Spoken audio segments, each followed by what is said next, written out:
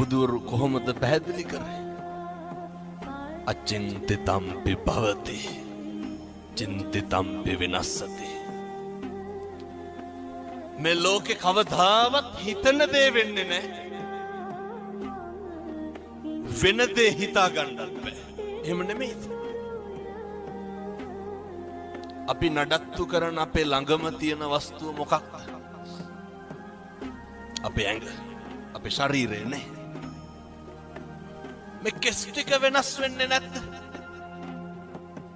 මම මේ කියන්නේ බාහිරයේ පැත්තකින් තියලා අපිට ඕන විදිහට ඕක තියාගන්න පුළුවන්. කම්මංගලං කින්ති කරෝමි. කර්මය දැඩි වුණාම හැම එකක්ම මේක වෙනස් වෙනවා. මතක තියාගන්න. තල්ල කඩි කාලා මිනිස්සු මැරෙනවා, නයි කාලා බේරෙනවා. එහෙමයි.